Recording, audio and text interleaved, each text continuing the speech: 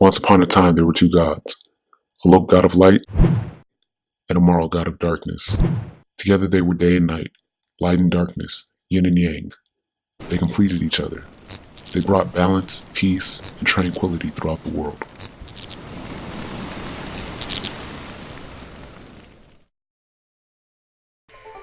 Alok was proud and prideful.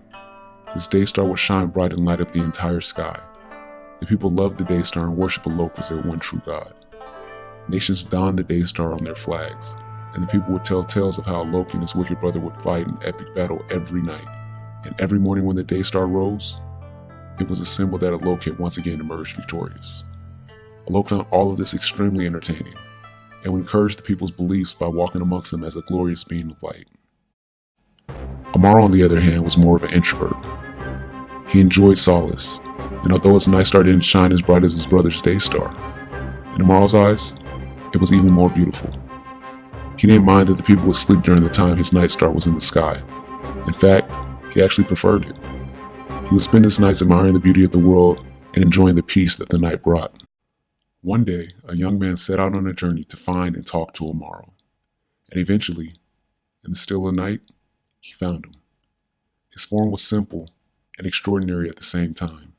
He possessed the shape of a man wearing a hooded cloak that blew with the wind, even though there was no wind around. He simply stood there admiring the night. He seemed approachable, yet still distant. Amaro looked so peaceful that the young man began to walk away, not wanting to disturb him. He had come a long way, and he just had to know. The young man got closer to Amaro, bowed, and proceeded to ask. "Exalted One," the young man said, "are you weaker than your brother?" Amaro was taken aback and confused by this question. Amaro turned around, revealing that inside the hood possessed only shadows. "No," he responded, intrigued by the young man's bluntness. "My brother and myself are equal in both power and strength." The young man shook his head in agreement as he digested Amaro's answer. "Exalted One, are you evil or wicked?" the young man asked.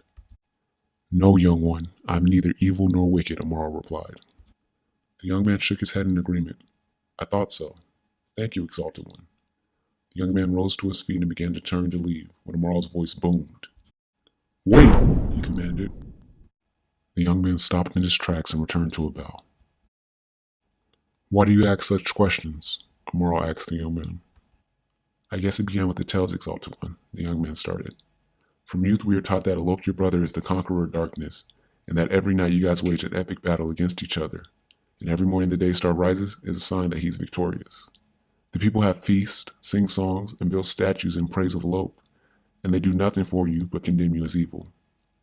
I was raised to never make judgments before seeing both sides of the story, and everything, so I sought you out to ask you myself, and now I will go back and tell the people the truth." Amaro seemed troubled by this. "And what if they were right, and I was just as evil as they concocted in their tales?" Amaro asked curiously. "Well, I guess that means they were right, but at least I knew the truth, and that, Exalted One, is something I can live with," the young man said with a smile. Amaro smiled back and placed a hand on the young man's shoulder. "Well then go, you have some truth to spread," he said as his smile was now visible through the shadows. The young man rose to his feet and went off into the night. The next night, Amaro took to the night skies in search of the young man. He searched and he searched until he arrived at a city, and what he saw stopped in mid-sky. They say the breaking of Amaro's heart caused the thunder to roar that night. For on top of the biggest building, tied to a wooden post, was the young man, mutilated and beaten to death. Amaro quickly took human form and gathered among the crowd of onlookers who stood at the base of the building. "What did he do?" Amaro asked the woman next to him. "He was a heathen and a worshiper of evil," the woman said as she spit to further desecrate the man's memory. "He came back early this morning talking about how he talked to the Dark Lord and how he isn't evil and how we were all wrong about him.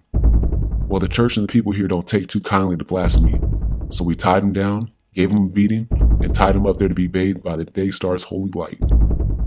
Amaro shook with rage. The people didn't care about the truth. They only cared about what was convenient to them. The one man who sought him out to ask the truth lay there tied to a post and beaten to death by these monsters. Amaro shouted, voice booming across the town. Unable to control his anger anymore, he gave into the darkness. If they wanted a Dark Lord, fine, he'd show them one. Shadows began to swim around Amaro as he put on the hood of his cloak. Amaro's fist started to glow blood red as he raised one and summoned thunder to rain down upon the city like hellfire. The thunder bathed the city, leaving only destruction and death in its wake. He used the other to control the shadows as they ran up along the buildings and freed the young man and brought him back down to Amaro. Amaro held the man gently in both arms and proceeded to close his eyes. As Amaro stood there cradling the young man's lifeless body, he let out a shout, filled with so much pain and so much power. Any buildings left standing crumbled.